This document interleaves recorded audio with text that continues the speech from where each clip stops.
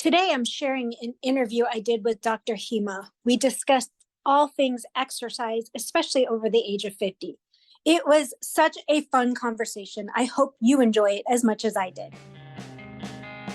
Are you struggling to keep your head above water and brushing aside how you physically feel? You know you need to do something to feel better, but what? Nothing's working, and you're about to give up. I hear ya. I'm Jolene, a nutritional therapy practitioner, a wife, and a furry guardian. Like you, I let my work and everything else get in the way of health, often chasing skinny instead of health until I learned how the body worked. Welcome to Holistic Health Made Simple, where I share all the tips, tricks, and science to set you free from the overwhelm of diet culture and frustration with the ever-changing health rules, going beyond the calorie and diet dogma to equip you to be healthy through simple changes to food, mindset, and lifestyle. If you're ready to stop spinning your wheels and learn how to feel better with changes that work for you, results that are undeniable like more energy, improved mood, better sleep, and fat loss, this is the podcast for you. Pop in those headphones, take a deep breath, and let's get healthy. Hello, welcome to Dr. Hema.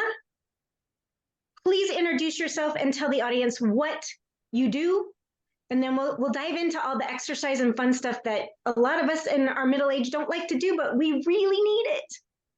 Yeah, thanks, Jolie. No one likes to do exercise, just a factoid there, simple fact of life.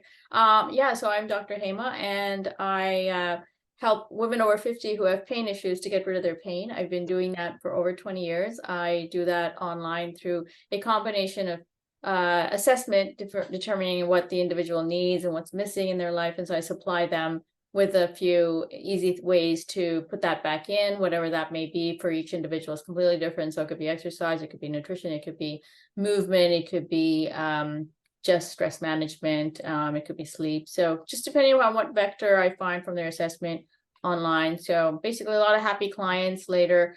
Women over 50 have a big social circle. Their activities are kind of combined with their social circle. So if you miss out because you've got an injury, if you've got pain, you've got knee pain, shoulder pain, hip pain, whatever it may be, you're just missing out on life and they're miserable. So I get rid of that, get them back into the game, and they're off to the races. Awesome. So how did you get started in this? I'd like to know a little bit more about you. Yeah, so I'm an aerospace engineer by training, and I have a PhD in aerospace engineering. I was working in the field, and I still am. The point being is that at some point I realized, stress management was great if I did run or whatever activities I wanted to do. Found out that, sometimes you can get pain issues from just picking yourself up and running and not doing any kind of prep or dealing with any kind of issues that come from running or looking at your whole picture, what you're doing. So to deal with those pain issues, I figured out ways to solve those myself. I did the traditional methodology, went to a gym, tried to get all kinds of help of fitness professionals to try to do it. And also I did the usual route of, when you're saddled with pain, they send you to all kinds of people, physiotherapists, chiropractors, and I think I had a physiotherapist and a massage therapist actually in that group. So basically, these are the specialized people who deal with that's their thing. They deal with those kinds of issues, pain issues, or whatever's ailing you physically. They will look at it and figure out a strategy to help you. And I found that their methodologies would be Band-Aid fixes at the time. And this is all very specific to the people I went to and the whatever treatment they have. It's no general statements here. But basically the platform that I was sent on to get the help to recover and to get back into my game. And so that was also a very first aha moment, people who are saddled with some kind of an offset of pain, their physical thing will suffer. And then, the whole reason for doing that was so I can get, some steam out and so I can be more productive at work. I mean, the end goal for everyone is, as I said before, it's not exercise, not an end in itself. It's a path too. And so, we're all stressed out with all kinds of stuff, different people for different strokes for different people. And you just want to get off whatever's ailing you out, into the space, and then just get back into the game, get on the saddle and get going with your day. Serve the world the way you want to and just be a happy camper.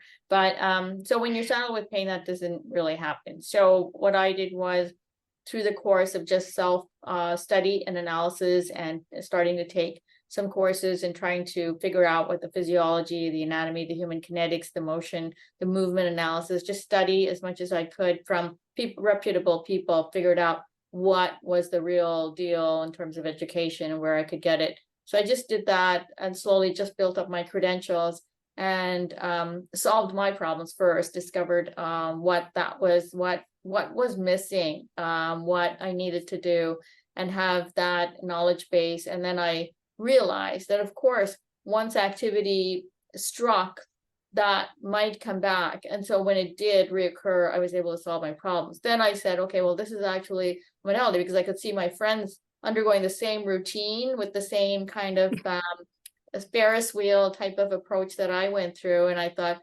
this, got to put a kibosh in this. I got to put a pin in it and figure out if I can solve serving these clients and this whole demographic of people who kind of undercut by the fitness industry at the time. I mean, now there's all kinds of aging programs and blah, blah, blah. But at the time I was doing this, like 80s, 90s, early 2000s, as I was trying to build up my repertoire, solve the problem, and then help my friends, there was no formalized training for trainers to really address the issues of this particular demographic of women over 50 who have pain issues, not from aging, but from activity. So that's a little kind of a niche market in itself. It's not an aging issue. It's a issue because these, although they could be related, but mostly it was because it ferreted out issues because they were active. So horseback riding, golfing, tennis,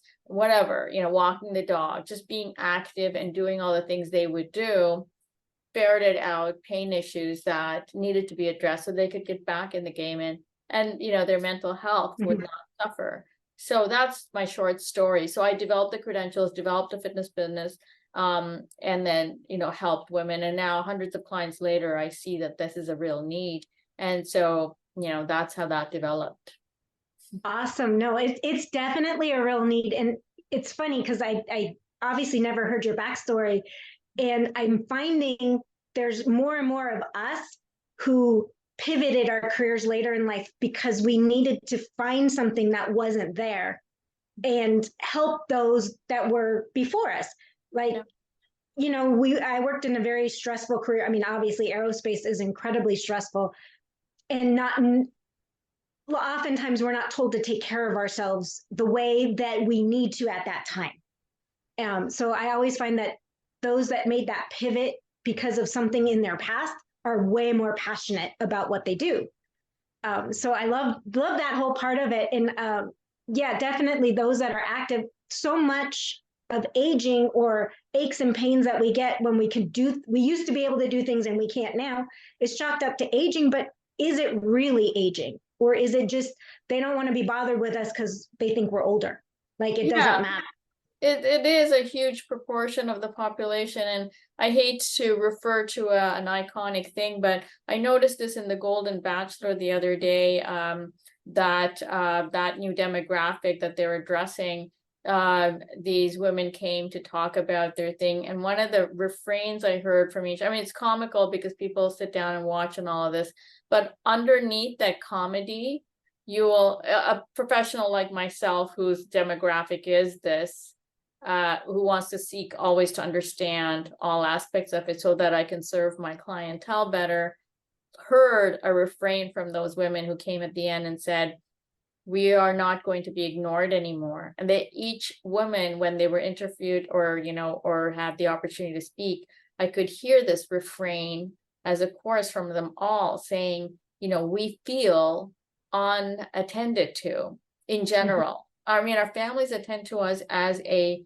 placeholder of a thing, but we are people too. And I heard that refrain. So that was funny because that really echoed with, or just kind of really meshed with my kind of motto, which is why I started the business, was that I felt, and I was a lot younger at the time when I started this, but still felt that the female demographic, like forget the age group.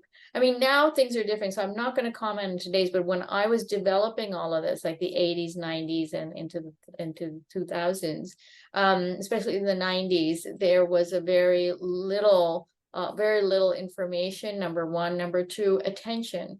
Trainers were almost into the kind of really just strength training kind of a persona, and they did not really attend to the women's strength training programs that didn't really need to be that different, but their mental space kind of went in that direction, that they thought something different. Now we know it's not the case. I mean, women and men can train together, but today's knowledge base is so much wider too. But just in those days, the attitude was a little different. And even today, I notice, and not to be, very generalistic here, I'm sure there's lots of very good professionals in all fields. So I'll just caveat that right out. But the problem is that in general, you will find bifurcations of each division. For example, to me, fitness is one, and to you, probably it's the same thing. Fitness is fitness. Fitness is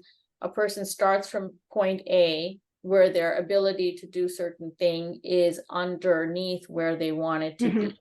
And then they go to point B, and they a professional develops a plan for them, makes that point B practical, first of all. So maybe they should get a better sense of what that is.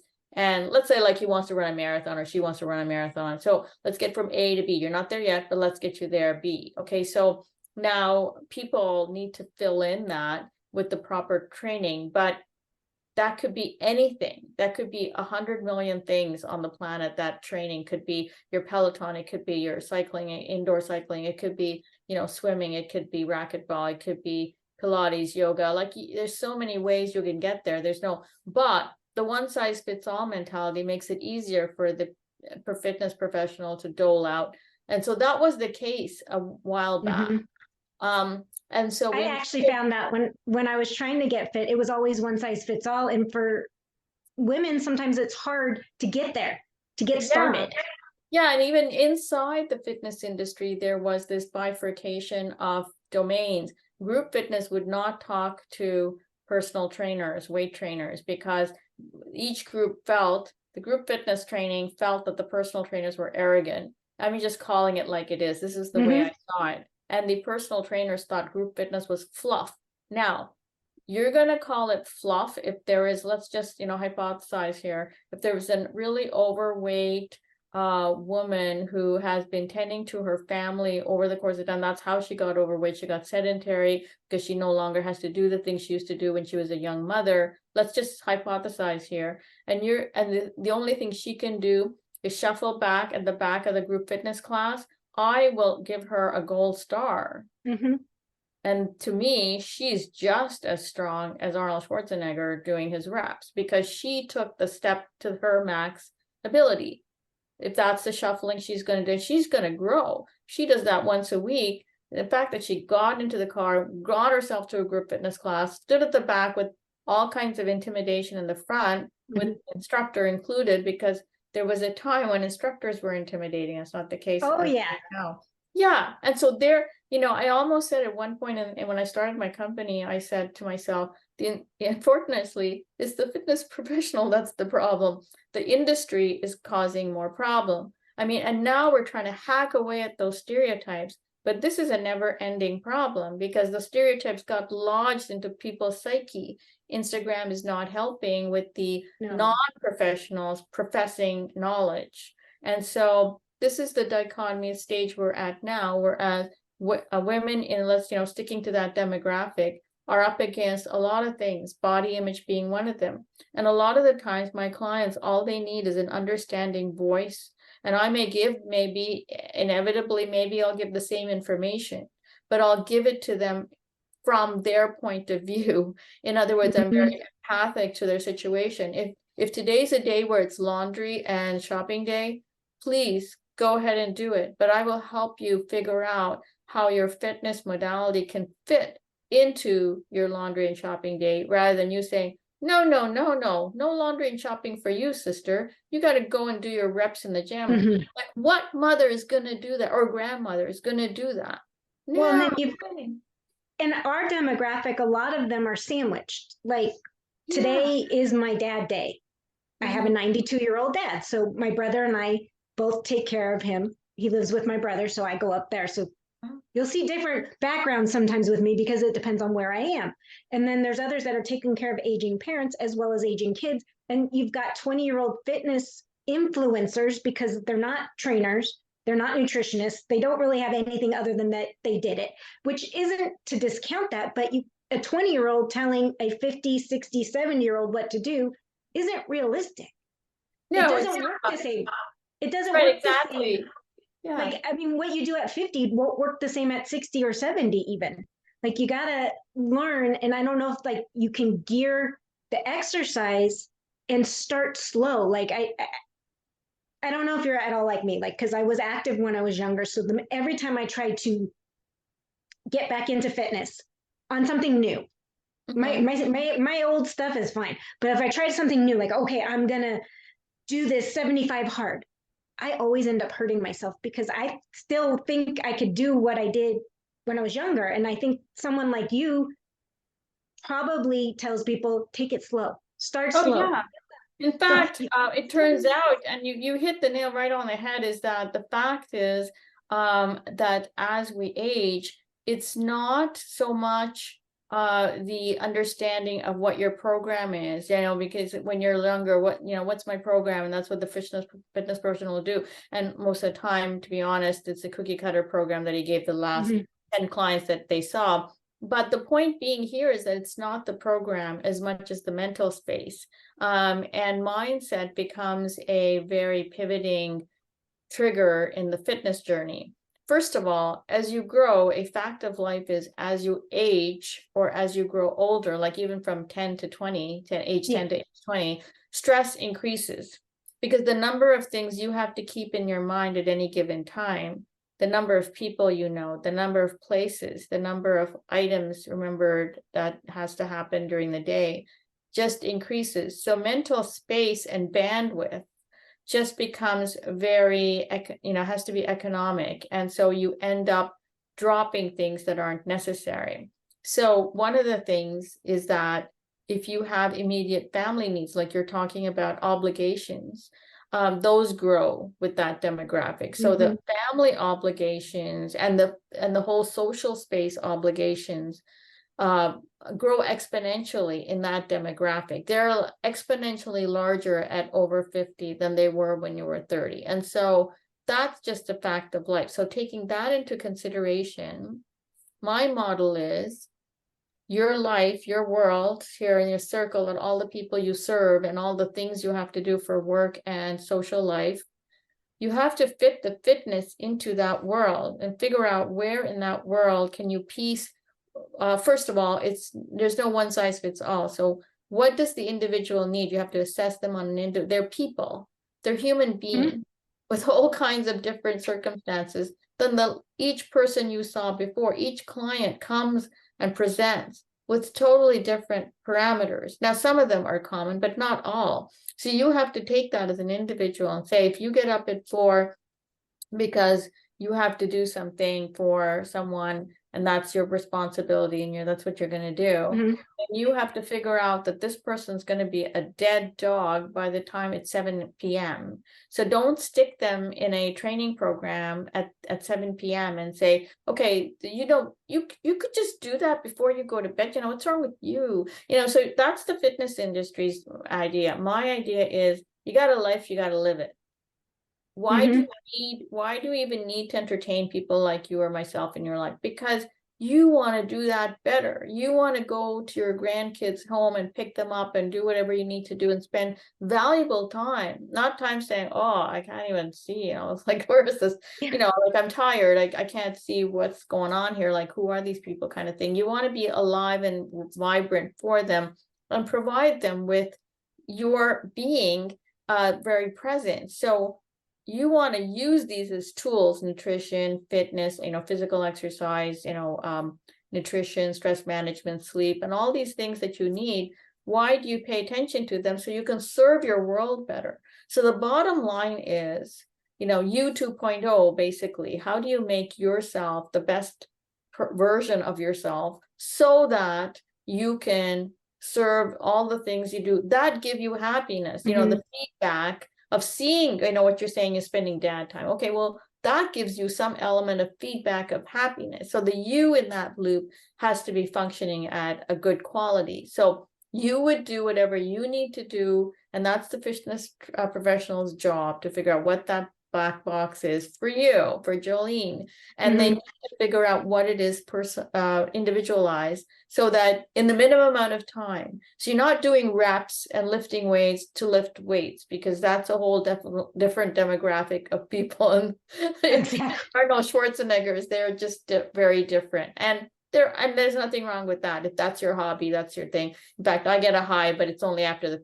few exercises. Exactly. To get into it first, I had to play my music, get into the It's whole. that whole mindset of getting, like, it's like getting there, and then once you start doing it, you're like, okay, now I feel better. It's relieving the stress, but it's getting there. Oh yeah, It's so getting I have that a lot first step. Yeah, and I have a lot of tricks to do that. So just as an I don't know a lot of fitness professionals who actually enjoy, the actual workout. I mean, they just love helping people, and they know enough. So they've got the knowledge base to get people into the zone where they need to be, and they love helping people. And that's the two qualities. But the thing is about themselves is that they run out of gas, because they sometimes can't follow their own instructions of self-care and don't get enough sleep, just because their training world is that's another total bucket of fish there. But the thing is that, just prescribing things to get people to exercise. Now, I know, as I just said, even the fitness professional doesn't want it. So I've got a few tricks that I could share with your audience. The first thing is, Sorry, please. Okay, so the first thing is it's a mental block that we have to get over. In other words, we have to grab our why and just hold on to it for dear life, because I know that if I don't do the programs that are required of me, that I've figured out for myself and done and set out for myself, if I don't do those, I feel horrible, and I don't like feeling horrible. So, and B, so you got to remember that, though. I mean, when it's my time, like that's another trick I'm going to talk about later, this time thing, carving. But you got to remember that. So when the time hits, you got to say to yourself, hey, do you want to hear horrible? No. Okay, then, you got to have that inner conversation with yourself. Not as dramatic as that, but, you got to do that. But Sometimes it is, though. That's true. And then the second thing is that you're doing it, that why is to feel better. But the second why is that all your moving parts have to function. And there's only way you can do that is to grease it. And the only way you can grease it is to do your program. So, suck it up, buttercup, that could be something you say to yourself. But so that's number one. But now the trick. Okay, so you admit to yourself, got to do the workout, and you may roll your eyeballs and go, but you got to make it into a ritual. Now, a lot of people love, now that's becoming a common thing. A lot of people love their meditation and their yoga rituals. That's becoming a thing now. It used to be a very small segment of the population that did that. Now it's becoming more common to people to, create time space in the morning. I see this all the time with people in their 20s and 30s actually carving out 5-10 minutes to just zen out, kind of, that's their word for it, their buzzword, but to meditate and just try to figure themselves out a little bit, spend some me time, just carve out the 5-10 minutes in the morning to do that. So carving out time is a thing. It's a concept that they've kind of wrapped their head around. Okay, if that's true, then you've got to look coldly at your schedule.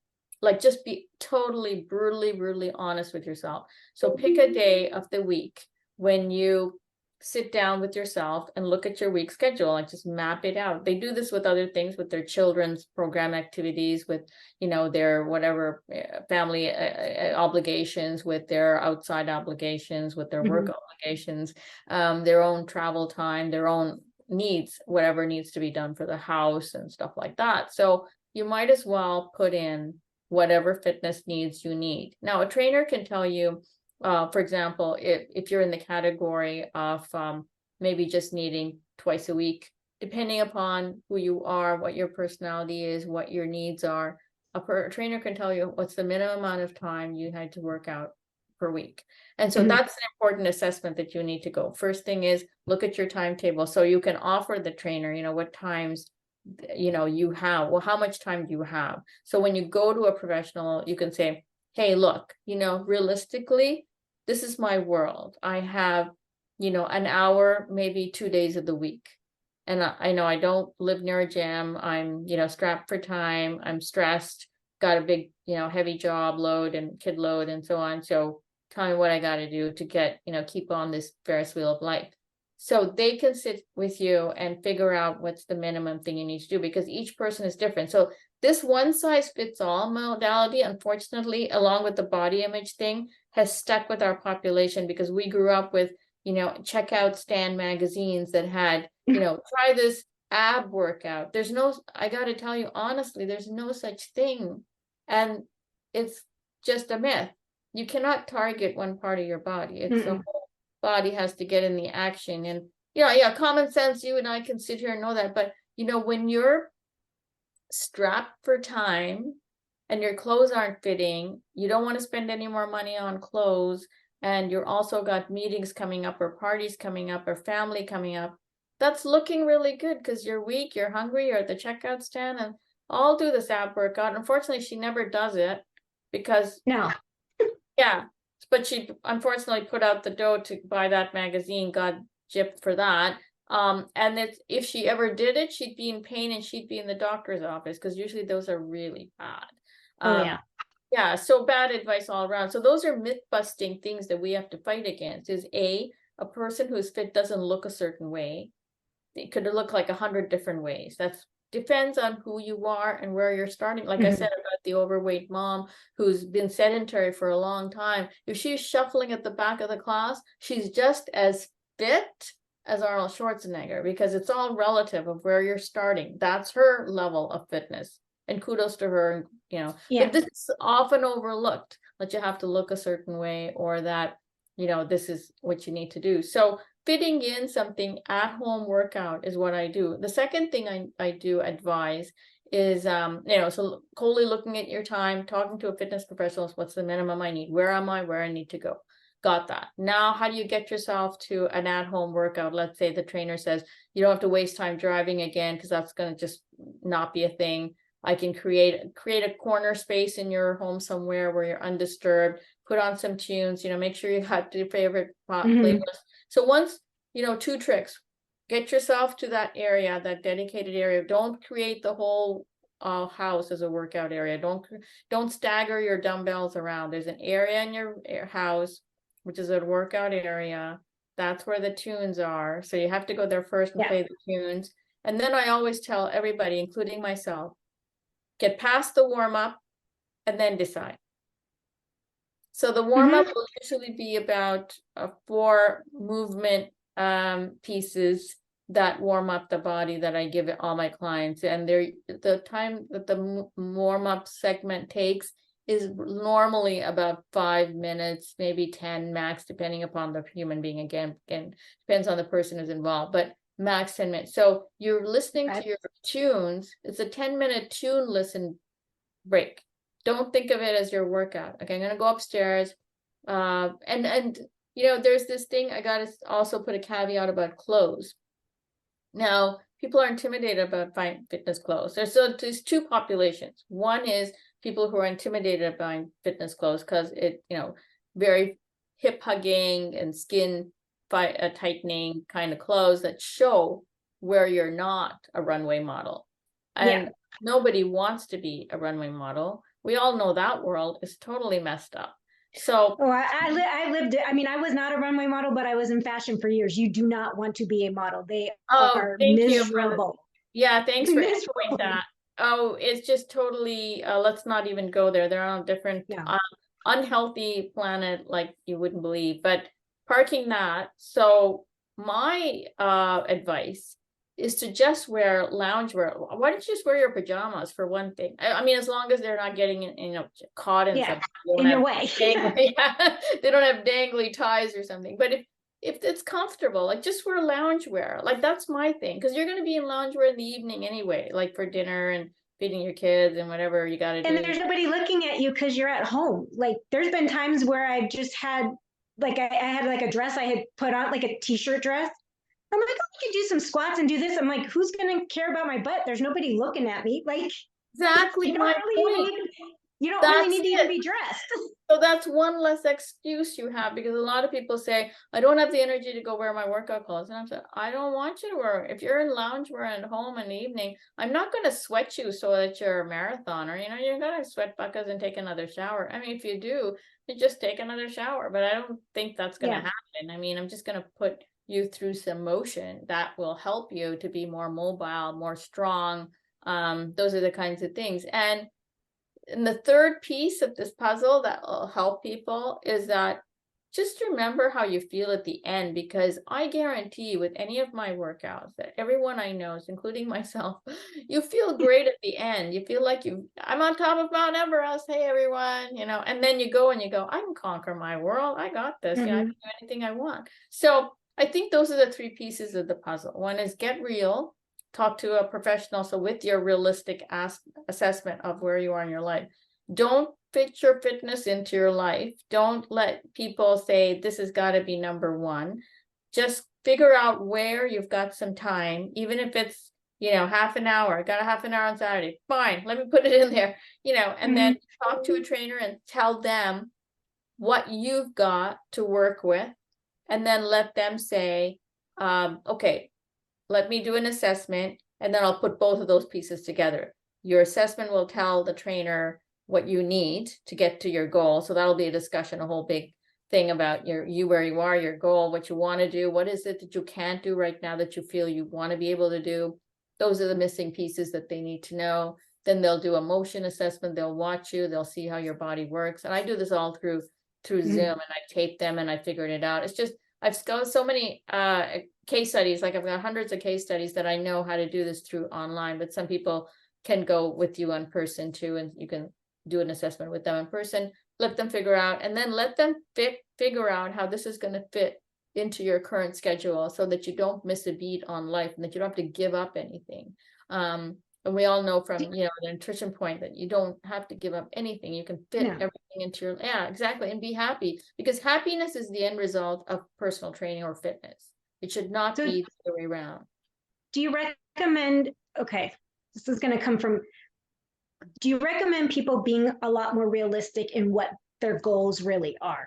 Because I think a lot of people think, oh, fitness, I need to get skinny, I need to get toned, I need to do this. But I look at it more of, especially over 50, I mean, I'm in the over 50 club too, is it's not about the appearance anymore. It's about being strong, being mobile, and being able to do things without injury, or, you know, lifting groceries. You know, I'm one of those. I like to bring all the groceries in at once, but am I strong enough to do that? Like things like that. I mean, is that, and how do you suggest people to look for somebody who's realistic like that? Because there's not many.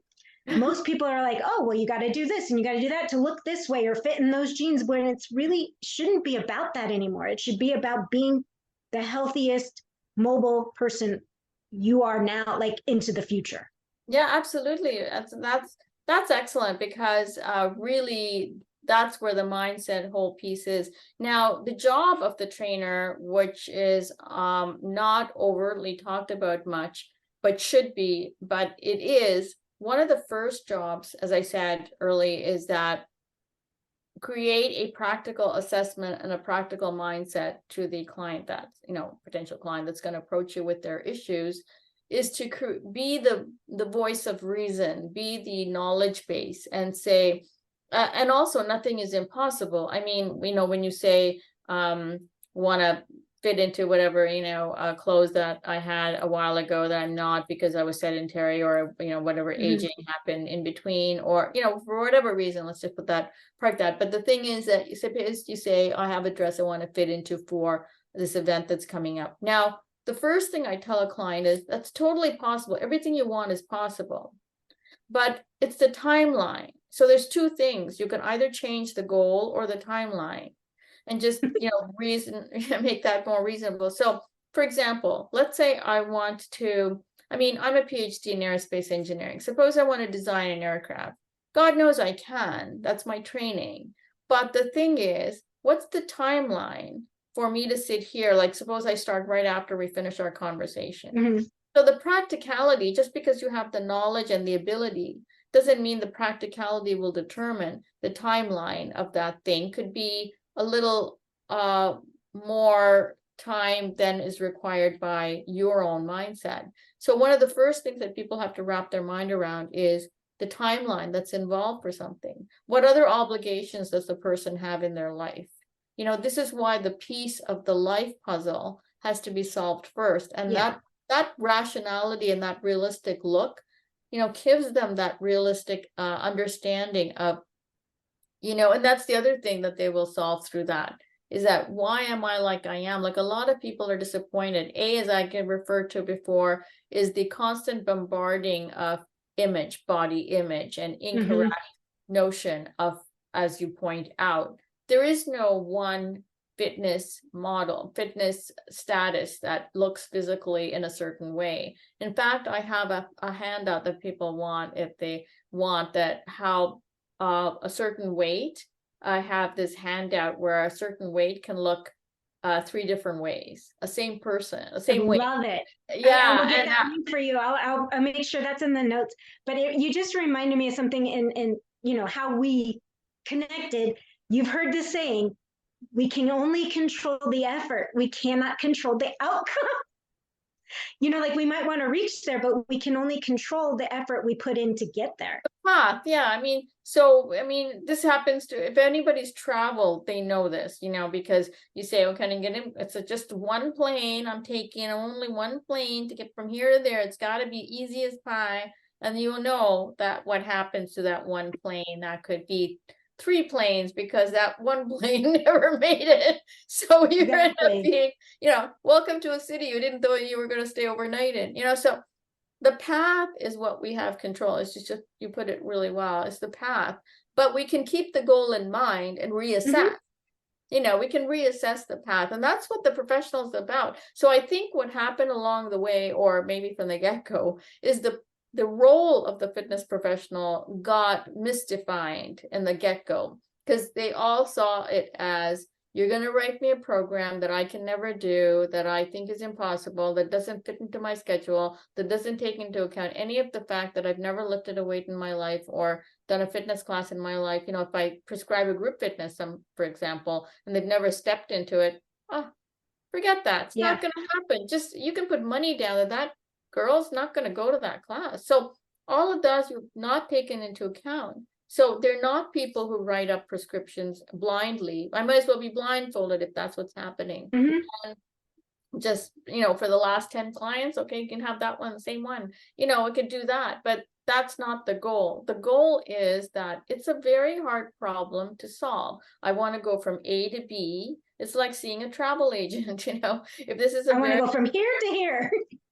Right? But everybody thinks it's a straight line when it kind of goes like this. Or Yeah, up and because life gets in the way is what they say, but to me, life is life. You got to fit this into your life. You got to massage it in.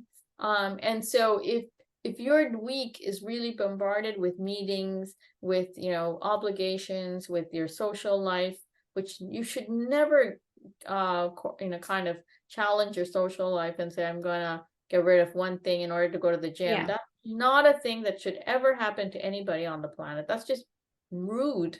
And that's just the whole reasoning. It's like the cart before the horse kind of thing. You get a little more fit so you can do all the things, and as you pointed out, have energy to do all the things without hurting part of your body. So as you point out, you know, you said it in jest, but I have clients who have taken groceries out of their car, got hurt, called me, we set up a program, got rid of what's going on with them, what muscles were not firing. Okay, your program isn't addressing that, so let's fix this, you know, let's write something. And in a couple of hours, if they've been working out with me for a while, in a couple of hours we can solve the problem, get them back pain-free, and their family never even knew they had an injury that day. And this has happened literally, that some women called me on their dog walk because they did something to their ankle, somehow stepped on something, got some crazy thing, couldn't walk back home, texted me from the thing, and then I told them a few things. So the poor doggy, you know, got wound up in a dog park somewhere where they were just trying to stretch this out and figure out what they needed to do. And I gave them some movement exercises, gave them some things to do while they're in the dog park, and then just got themselves out of the pain so that they could get themselves home. That's all I was interested in. Get the doggy and yourself home safely, and then we'll take care of like why this happened in the first place. So those are the It's amazing how dogs can be detrimental to a lot of us. Mine actually tripped me the other night trying to get him out. He got in between my legs and down to the floor, but you know, it's life. Like, it's just life, you know? They're just It's playing. just They don't like, they can't see the 360. Like, oh, I can't move like that. I'm not a basketball player. I know. Okay. No, it's amazing how like little things, and I just want to point this out, like as we age, especially if you haven't been active for longer periods of time, like you might have been really active in your youth and in your 20s, and then it started winding down in your 30s and 40s. Injuries happen because we might have been overactive when we were younger and then stopped being active now.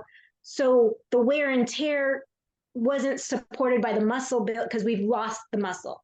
We need to support that. And that's one of the reasons why I was very excited to have you on, was to help get this exercise portion, because it's not about, I mean, it can be about looking great, but it should be about being functional. Well, that could be a fallout.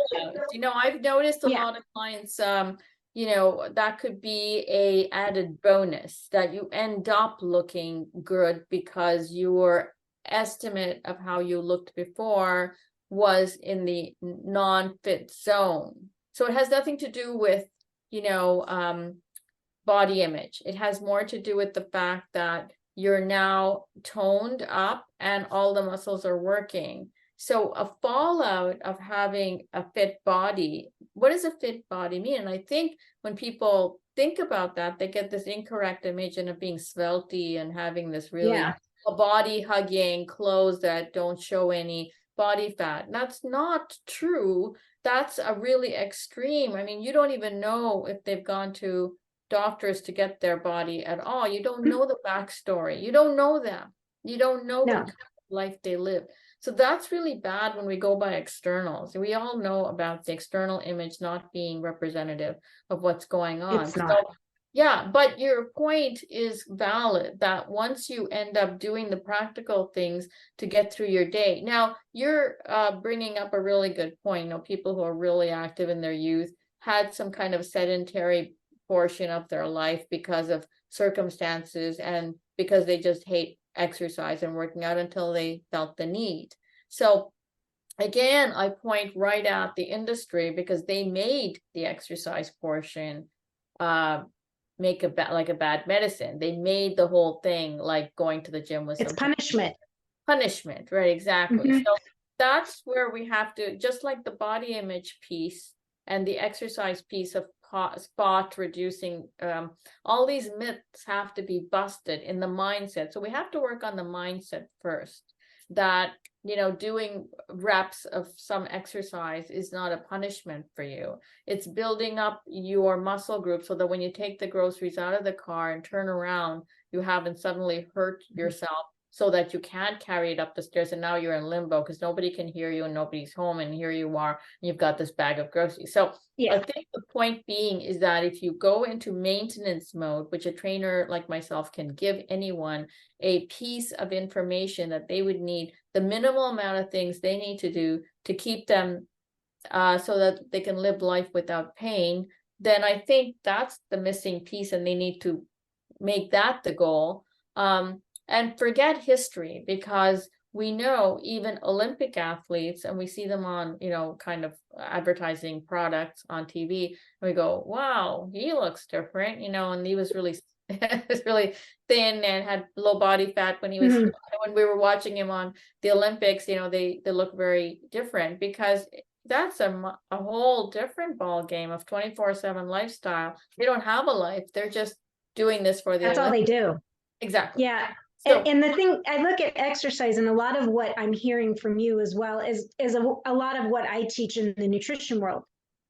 Focus on doing it to feel better, and let the appearance be the side effect. The weight loss, the toning, that's the side effect of getting yourself healthy. Exercise is an important part of health. Right. But and Absolutely. I love the mindset piece, because that, like, all of us get stuck in our own brains sometimes. I can't do it. It's too hard. It's too Yeah. much. I don't have the time. And Yeah. I always tell people, when you keep saying you don't have the time, it means eventually that you just aren't making it a priority, because Well, everybody you should be hit the able to nail. find Right. twice a week for 30 minutes. You can squeeze it in somehow. You just have to Yeah. give up maybe a half hour of TV. Yeah, Like, you hit the nail on the head with that, because I always say to clients, or even myself, if I say I don't have time for something, I just say, well, you seem to have found time to eat lunch. Where did that suddenly appear yeah. from? You were hungry enough to eat lunch, so how come you had time, then, and now you're saying, yeah. So I mean, I think time, you're right, is a prioritization game. And if you say you don't have time for something, it just means, I don't think this is important enough. So the piece of the puzzle you have to do is, at that point, is to say to yourself, now, why is this important again? Oh yeah, okay. And then then it Yeah. becomes, you know, You've got to make yourself a priority. The bottom line is, and it's one of the things I try to get across more and more, is yeah. exercise might not be a priority. Eating healthy might not be a priority. But for you to stay healthy, you're the priority, and you have to do those two things to stay healthy. Yeah. So Yeah, the me and all of this, the thing that's serving the world, the person that's getting up in the morning, the person that's serving, doing all the things that they enjoy, or may not enjoy but want to do, you do the things you want to do for a reason. There's always a reason for doing something. It's an end game. And so I think that that thing has to work properly. It's like your car. I mean, if your car isn't running, then it doesn't matter, what you're doing, because you can't get anywhere to do all the things you want to do. So we spend time and energy keeping our car running so that we can do all the things. So similarly, we have to work on our own engine, make sure our engine is working properly so that we can do all the things. And giving things a bad name doesn't help, because the history of the fitness industry is that it does make exercise into, as you said, punishment. It makes fitness into a body image problem. It makes it into a clothes fitting problem. It makes it into a what's wrong with you problem, that there's a problem. No, it's the industry hasn't served you, then it's the industry's problem. You find a professional that will help you. You just keep looking, and I'm willing to help anyone. But the thing is that they've got to make that mindset shift to saying that they're important. And if not, then I'd like to know why. Why are you feeling that you're not important? Because that's an important piece too. that's key, is why don't you think that you're important enough to take care of you? Yeah, that's And important. that's where we start all having to do the work ourselves. Because Yeah, I mean, I a know lot there's of lots of, it's struggle for everyone. It's not, as we're talking here, it's like, I don't want anyone to think that we have it all figured out. It's a struggle for everyone. exactly. It's a work in progress. I mean, even you can ask any fitness professional about their own workouts and their own sleep schedule and their own nutrition, and they will tell you that that's a work for them too. Just because they're knowledgeable about it doesn't mean that they've got it figured out for themselves. They just know how to dole out the information for others so that they can supply the world with the information it needs to help their clients be that person they need to be in a safe manner. So safety is another thing. People can say, I can get a workout on the internet. Sure, you can, but you can also go to your doctor's office the next day because you heard something. And let me tell you, doctors these days are very strapped, and they're not going to be able to help you. They will send you to a chiropractor, physio, or a massage therapist. And unfortunately, they will not send you to a rehab trainer, which is what I am. But the point being here is that they just don't have the bandwidth to say, what exactly is wrong with you? You got pain, go to a pain specialist. I mean, one of these traditional points of contact, but a rehab trainer can probably fix your problem in less time, because the modality of chiropractors, physiotherapists, and massage therapists is that they will only do a temporary fix. And they will give you a set of exercises for you to practice on. And then there's that bad word again, exercises. And they will not motivate you. They're not going to call you after. There's no accountability. Your problem. So with my fitness model, what I do is I assess. I give them what can fit in their life. That's another thing. And if what they need can't fit in their life, then we have another conversation. What they need maybe something else, or what their desire to be, their end goal might need to be modified. These are all important things to keep in mind. And I also provide one of the key pieces that women over 50 I find need is accountability. That's one of my biggest things. Absolutely.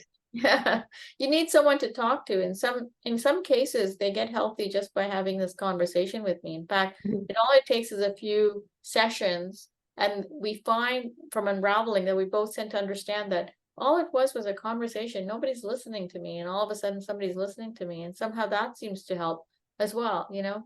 So there's many pieces to this puzzle that need to be unraveled. Absolutely. And I don't want to take up too much more of your time. I really enjoyed this conversation, and I probably will be in touch maybe to have you back in a few months to see how things are going or what else you can offer my listeners. Where can anybody find you? Oh yeah, for sure. My website is getshanti.com. That's GETSHANTI.com. And they can get me on Instagram at over 50 fitness with Hema. And that's my Instagram handle. And they can see where my posting is there. I have a course coming up in the new year called Path to Being Pain-Free. If any of you are suffering from pain issues and you're in the over 50 demographic, I encourage you to look that up. That is on my website as well. As also, I am offering a Black Friday 20% off that course price in case people are interested. And that promotion will come on my Instagram handle, so they can catch me there. Awesome. Thank you so much for spending this time with me. I really appreciate it. I've learned a lot. I hope everybody else has. And I look forward to talking. I look forward to talking to you again. Thank you very much. I appreciate you, Jolene. Nice talking. Thanks.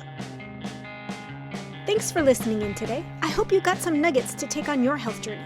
Remember, this podcast is for educational and entertainment purposes. No medical advice is being given. By listening to this podcast, you agree to the full disclaimer, which is linked in the show notes. If you found this podcast helpful, could you take 30 seconds and leave a review? Your feedback means the world to me, and it helps others discover my show. Once again, thank you for being part of my community. Until next time, have a blessed day.